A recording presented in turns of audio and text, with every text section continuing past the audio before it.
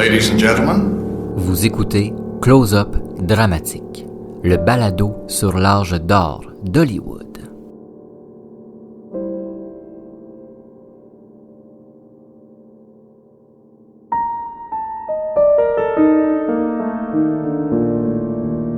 En 1915, Lottie Pickford, la petite sœur de la superstar Mary Pickford, se marie dans la plus grande discrétion. Cette cérémonie discrète est due à la condition de la femme. Elle est enceinte. Scandale pour l'époque. Mary Pickford, tout comme elle l'a fait pour son frère Jack, essaie de garder le nom de Lottie immaculée des histoires scabreuses.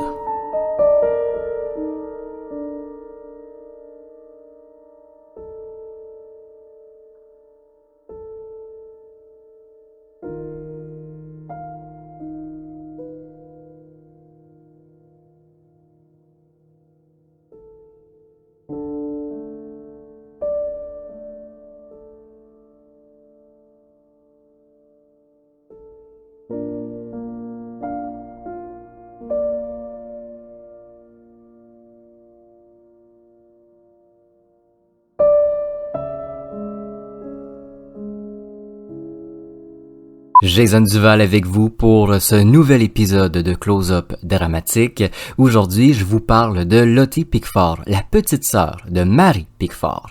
Il y a quelques semaines déjà, quelques mois peut-être, j'ai fait un épisode sur Jack, le plus jeune enfant des Pickford. Jack a été protégé par sa grande sœur, Mary, puisqu'il a eu son lot d'histoires très scandaleuses parfois. Mary, la plus grande star du muet au monde pendant plus de 10 ans au début du cinéma, a tout fait pour blanchir les Pickford du milieu, mais aussi des journaux à potins. Très riche, elle n'hésitait pas du tout à payer journalistes, directeurs, producteurs, policiers même, afin qu'ils oublient les histoires qui pourraient nuire à la famille, mais aussi à sa propre gloire. Lottie, vous allez voir, tout comme Jack, a eu besoin de l'aide et surtout de l'argent de sa célèbre sœur pour se sortir de scandale. On se lance tout de suite dans l'histoire de la petite Lottie Pickford.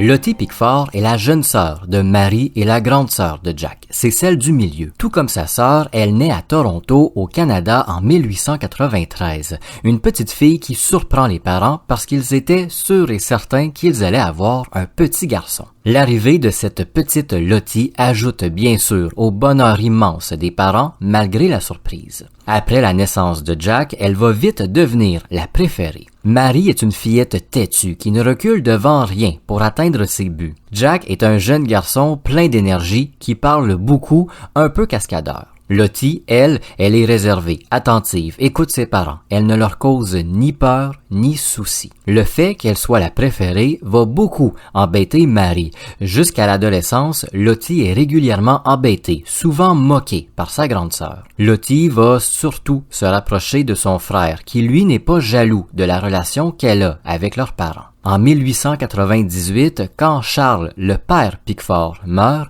il laisse sa femme avec 3 enfants et dans une situation pas évidente. La mère doit partir travailler, trouver des solutions pour gagner de l'argent afin de faire vivre sa famille. Mary, à 8 ans, va se retrouver un peu la seconde mère. Elle va prendre soin, tout en embêtant sa petite sœur, bien sûr, que ses 2 cadets mangent et soient, somme toute, heureux. En gros, c'est Mary qui gère la maisonnée. C'est à partir d'ici que la relation entre Lottie et Mary va s'effriter. L'aînée est plus que sévère avec sa petite sœur. Cette relation très fragile, toujours au bord d'une dispute, les 2 femmes vont la garder toute leur vie, malheureusement. En janvier 1900, la situation financière des Pickford est à son plus bas. La mère va décider de faire jouer au théâtre ses 3 enfants qui ont un intérêt bien marqué pour l'art de la scène. Ils déménagent de Toronto pour gagner New York où les opportunités théâtrales sont plus importantes. À New York, Marie va attirer beaucoup l'attention, contrairement à Lottie. Par contre, les quelques critiques que reçoit la Benjamine sont excellentes. En fait, pour faire court, on écrit qu'elle est la meilleure de la famille. On fait un bond dans le temps maintenant. En 1909, Lottie a déjà performé à de nombreuses reprises au théâtre. Mais encore une fois, c'est sa sœur aînée qui a attiré l'attention et qui, surtout, a commencé à apparaître au cinéma. Elle est repérée par un studio et vite, elle connaît le succès. Elle va faire signer Lottie avec le même studio qu'elle, puis Jack va suivre aussi. En 1910, Lottie a déjà tourné plus d'une trentaine de films et a reçu toujours d'excellentes critiques.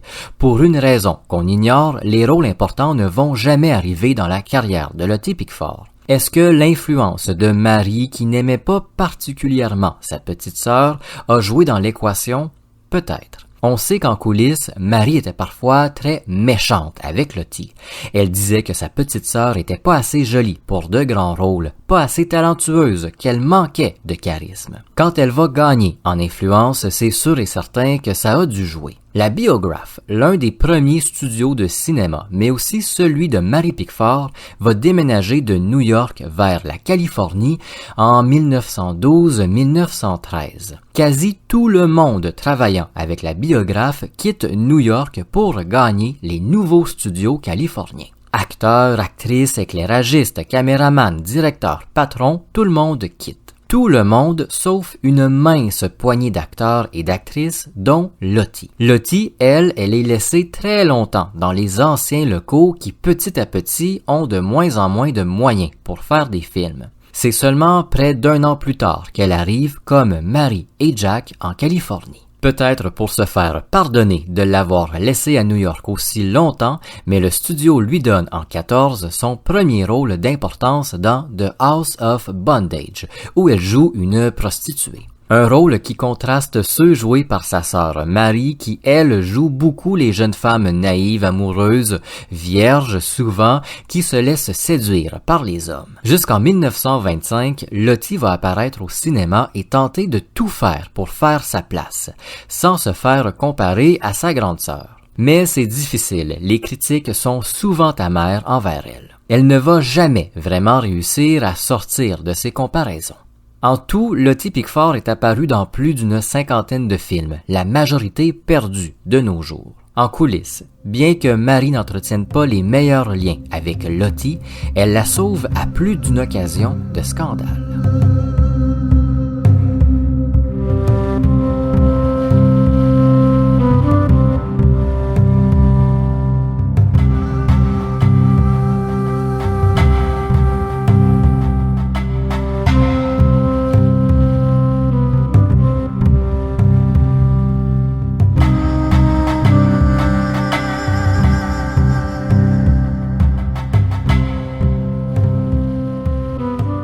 Pendant sa carrière qui n'a pas été très évidente à cause, vous l'aurez compris, de toutes les comparaisons faites avec sa grande sœur, Lottie a accumulé son lot d'histoires peu flatteuses, des histoires qui ont été étouffées par l'influente Mary Pickford. Pour commencer, Lottie Pickford est une femme qui aime le monde, qui aime les soirées qui finissent tard dans la nuit ou même au petit matin. Elle aime les soirées chics et consomme beaucoup d'alcool, souvent en compagnie de son petit frère Jack.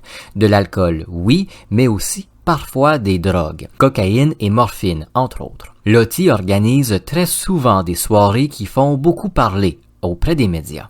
On y retrouve des gens de tous les milieux, comme je le disais, des drogues aussi. Les invités sont parfois ce qu'on appelle des dealers, mais aussi des prostituées. Il est pas rare que les soirées de Lottie finissent en partie de plaisir où les vêtements sont optionnels. Les journalistes hésitent pas à espionner la Benjamine des Pickford et veulent que la population américaine sache ce qu'il se passe lors de ces fêtes. Mary Pickford avant un moment que des écrits seront publiés, des écrits peu flatteurs pour sa famille. Hors de question pour la star. Elle accourt dans les bureaux des médias avec des enveloppes pleines d'argent. Cette fois-ci, le drame a été évité de très peu.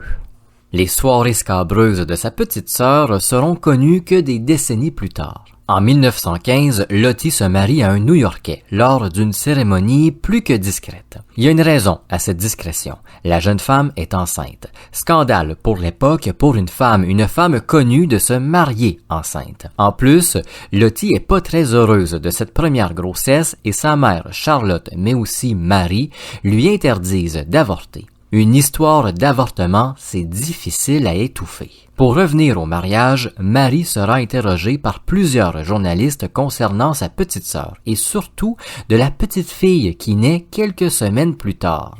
Elle refuse de parler et demande, toujours en agitant quelques billets, à ce que cette histoire ne sorte pas dans les journaux. Charlotte, la mère, va adopter légalement la petite fille de Lottie et c'est surtout elle qui va s'en occuper. Lottie étant trop occupée à tourner mais aussi à célébrer la vie. En 1919, son divorce va faire la une et on souligne qu'en 1915, au moment de son mariage, elle était enceinte.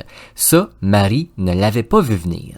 L'actrice va se remarier à 3 reprises par la suite. En 1929, elle se marie pour la 3e fois. Et c'est surtout son divorce qui va faire parler. Au moment de divorcer, elle poursuit son mari pour cruauté extrême. Elle affirme avoir été agressée à de nombreuses reprises, mais aussi affamée et même séquestrée à un moment, un cauchemar. Le procès n'aura jamais lieu et avant d'officialiser le divorce, la femme va abandonner toutes les charges contre son futur ex-mari. En 1913, Jack meurt, une mort qui va affecter beaucoup Lottie qui va retrouver l'alcool. Elle va sombrer dans les profondeurs de l'alcoolisme. Jack était le seul et unique lien entre elle et sa sœur aînée. Après le décès de son jeune frère, Lottie ne va plus jamais être pareille. Elle ne parlera presque plus à Marie. À cause de l'alcool, sa santé diminue. Elle développe plusieurs problèmes liés à l'alcoolisme et accumule les passages de dépression intenses. Le 9 décembre 1936, elle s'écroule chez elle et meurt sur le coup d'une crise cardiaque. Lottie Pickford avait 43 ans.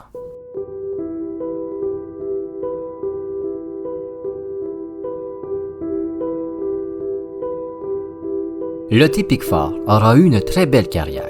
Oubliée des producteurs, mais aussi de sa sœur Marie, elle va lentement sombrer dans l'oubli. Ses films disparus contribuent à la rendre silencieuse.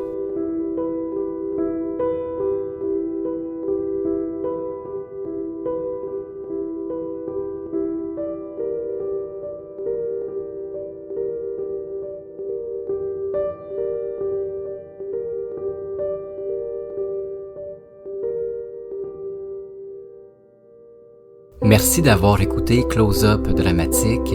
Si vous le voulez, vous pouvez laisser une note à cet épisode ou même au balado, peu importe la plateforme d'écoute.